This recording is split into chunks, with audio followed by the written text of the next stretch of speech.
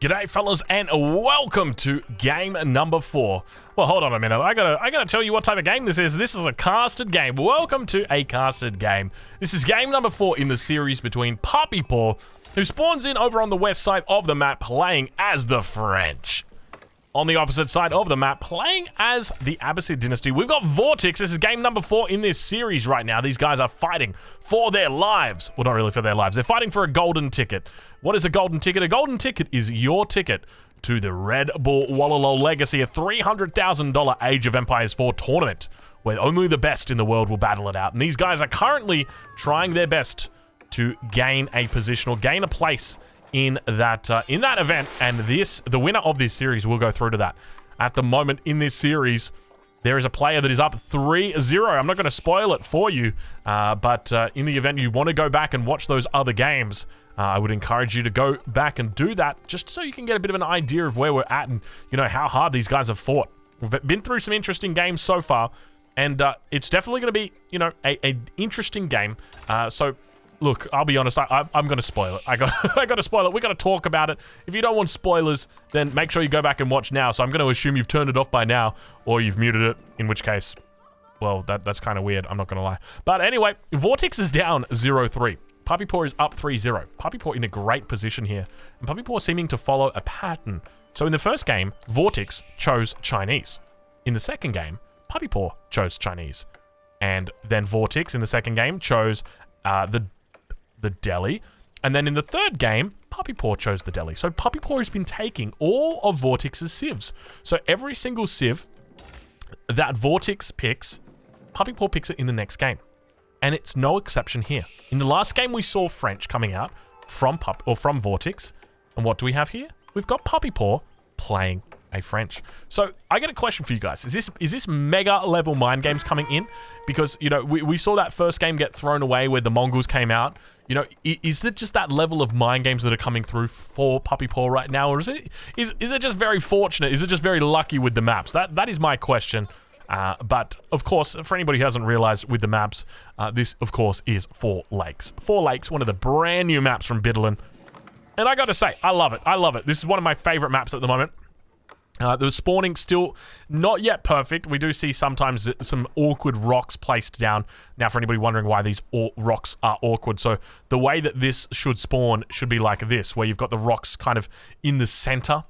You can see right here, so that it should prevent any docks from coming down in the center here. But unfortunately, they do sometimes come down on this side. I think you still might be able to fit a dock down here. Should be able to get one down here. And we can actually see, speaking of docks right there, Vortex going to be looking to drop down his dock.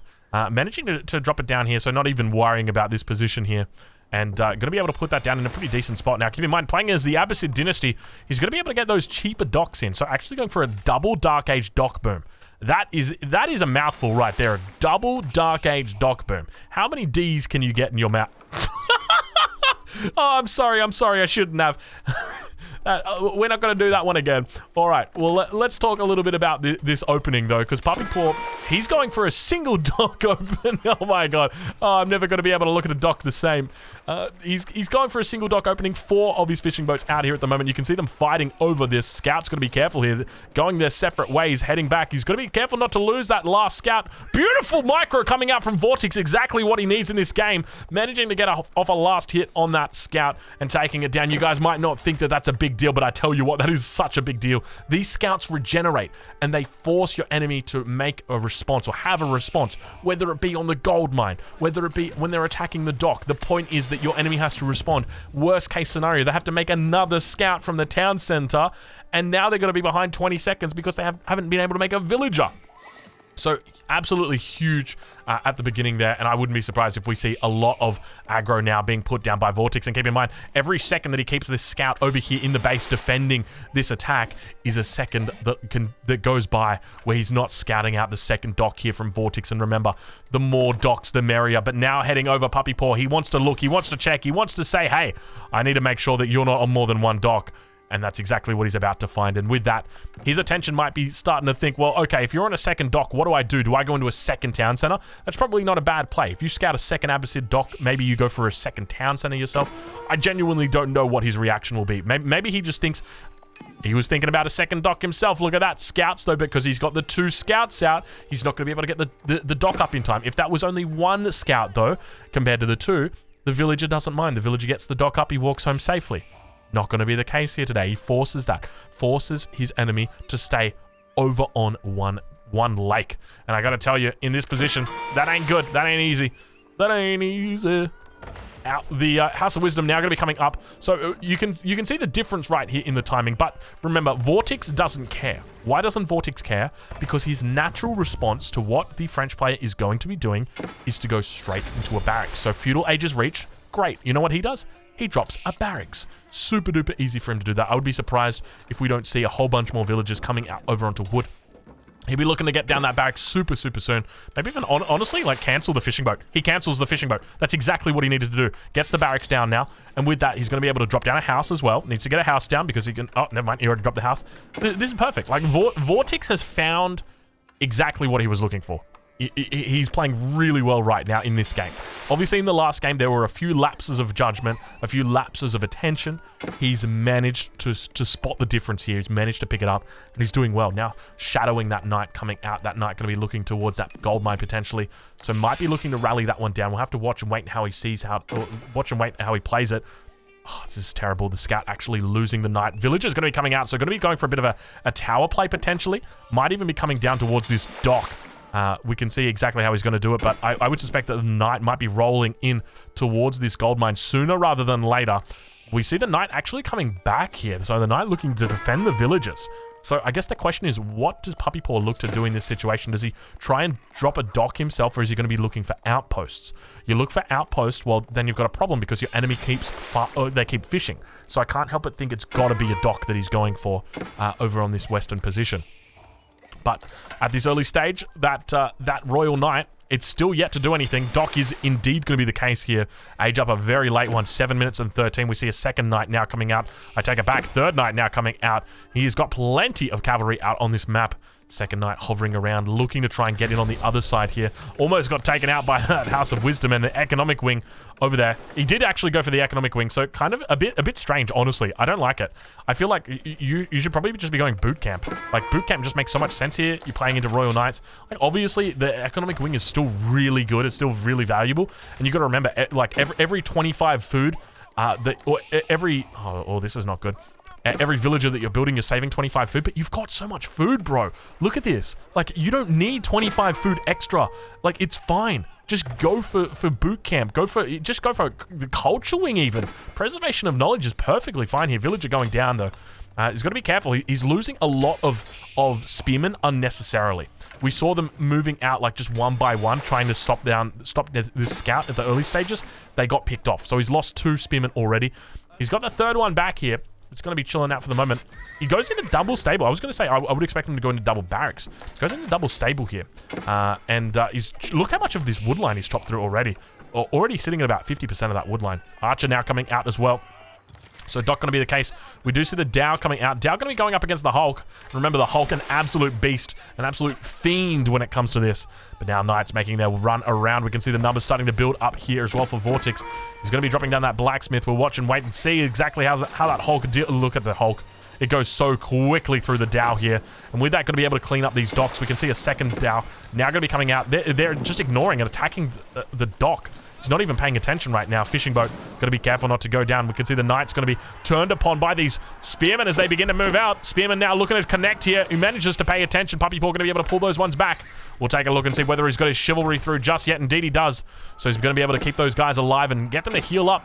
Unfortunately for the Archer, the Spearmen decide that the single Archer was too much for them. Horsemen, unfortunately, not going to be feeling that same way. Single Dow remains out here. You can see the Hulk.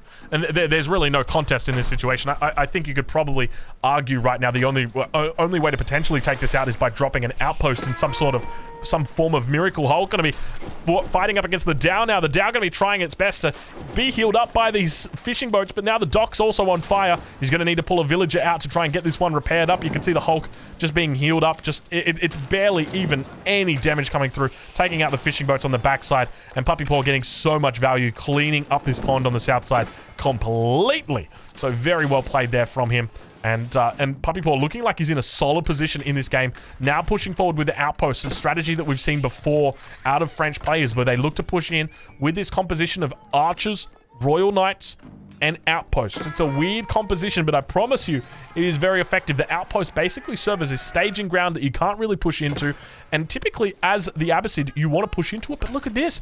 Vortix just ignoring it and says, you know what, you go for it, mate. I don't care. You want to push with outposts? By all means, you do you, fella.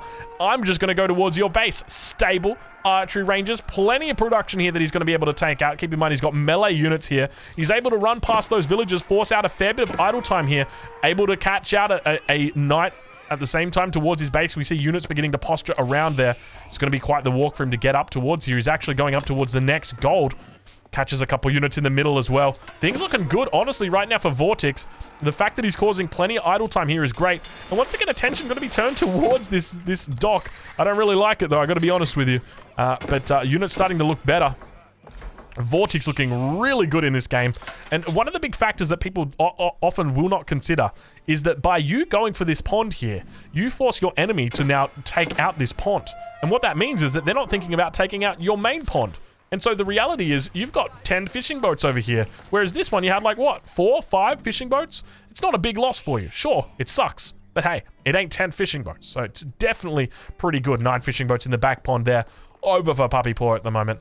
And now the knight number's starting to slowly but steadily move up. We can see he's still got those units around the back side of the base.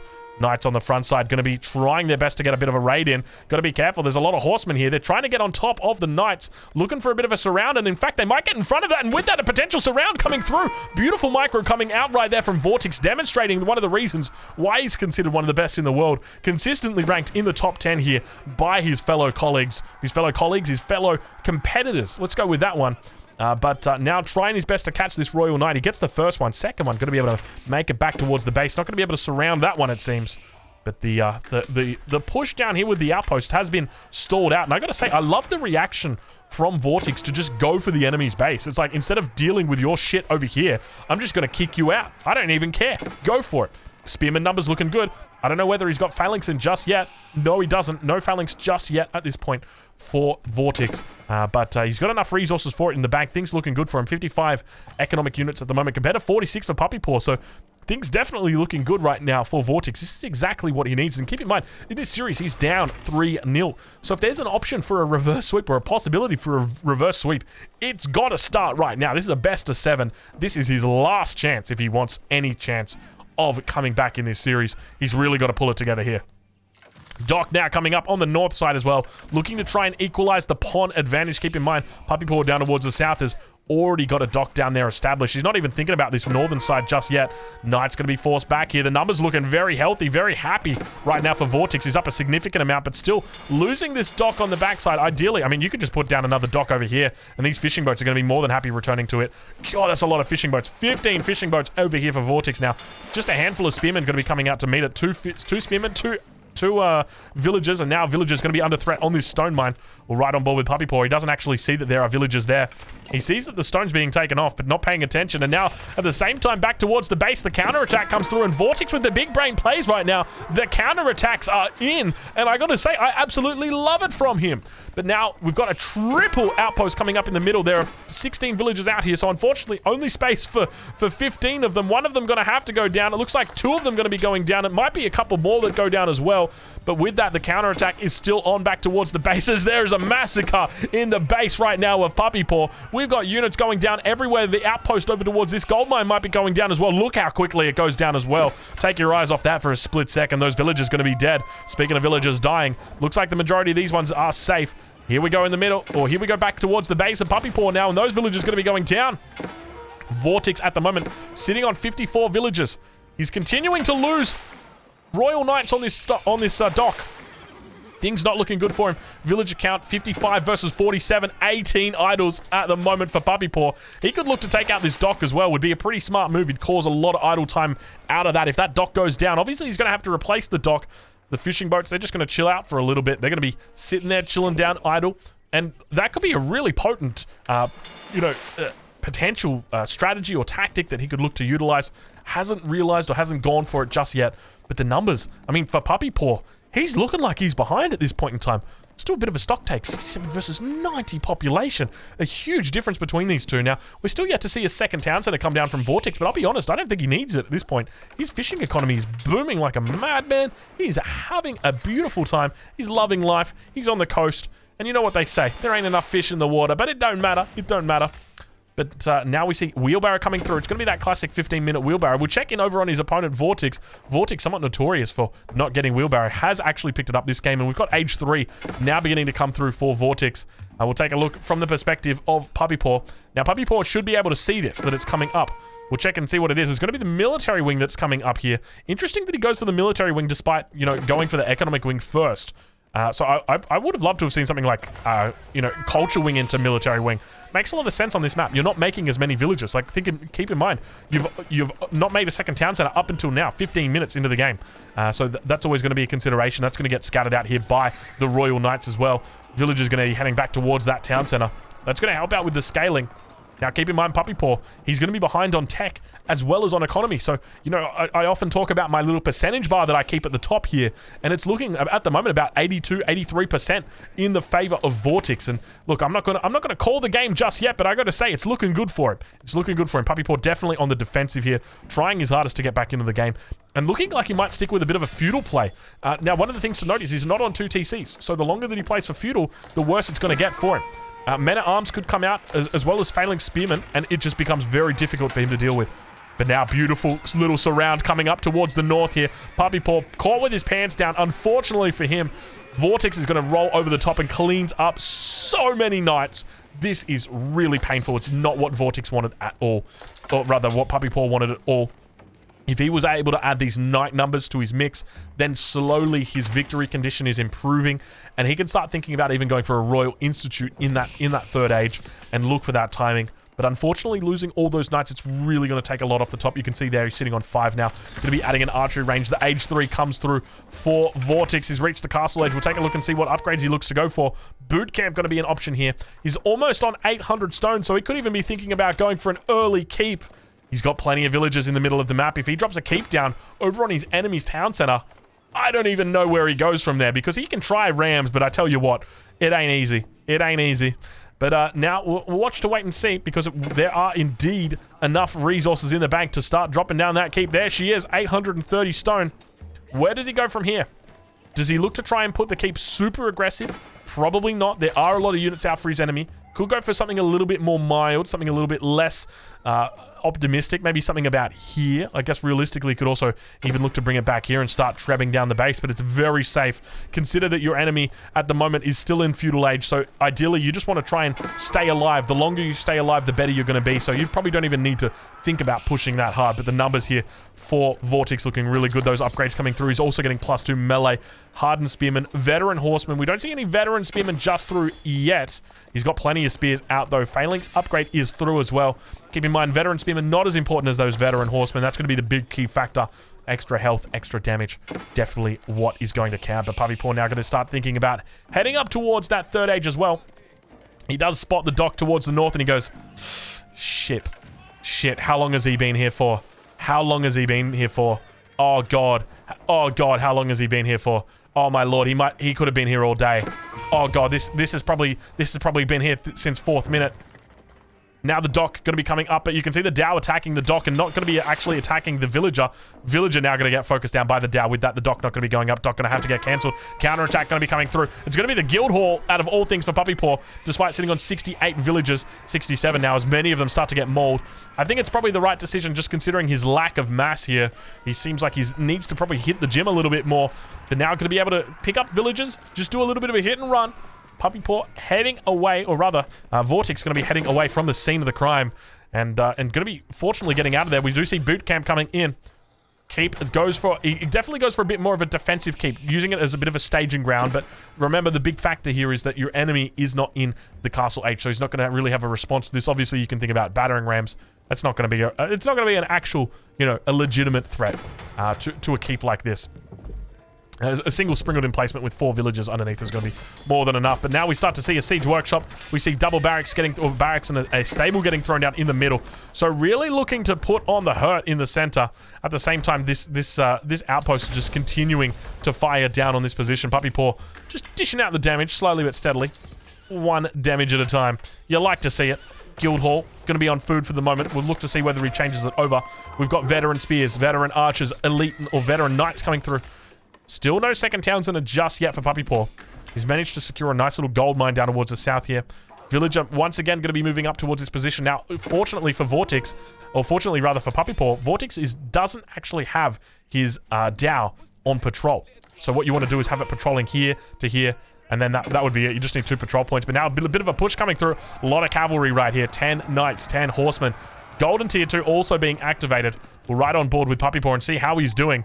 He's really trying to defend and hold on in this position, but things are not looking good for him.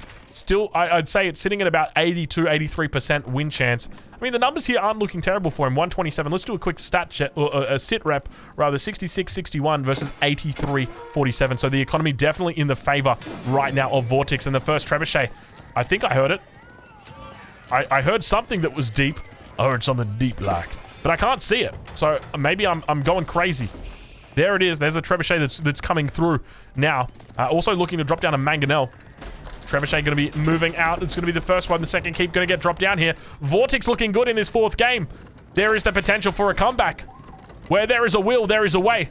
Vortex may have found it. Walls coming up across this eastern side as well. Beautiful walls, actually. Managing to wall all the wood lines in nice and... Look at this. Even got a wall here on this wood line. Nice and safe. He walls in that board, but he's keeping a little playpen, that's for sure. Mangonel going to be starting to fire down towards that town center. Infantry numbers looking pretty healthy here, but you've got to be careful of that Mangonel. No real response to it at this point in time. Keep coming up with that. The trebuchet sitting behind it. Going to start working on that main town center. We'll enter into the cinematic mode as we begin to witness what could be one of the final fights in the game. Still, we see the horsemen or the military backing away here from Vortex. He's looking to try and take out his enemy. The keep going to be able to protect the trebuchet. The trebuchet going to be able to work on those landmarks. All 3 landmarks quite close next to each other. Town center going to be the focus of the initial push here. We hear some counterattacks potentially coming down. Indeed, there are knights down towards the town center at the same time. Also up towards the north, it looks like a Hulk has managed to come out. Unfortunately, the Dow not going to be doing its job, and with that, a shutdown on the open ocean going to be happening.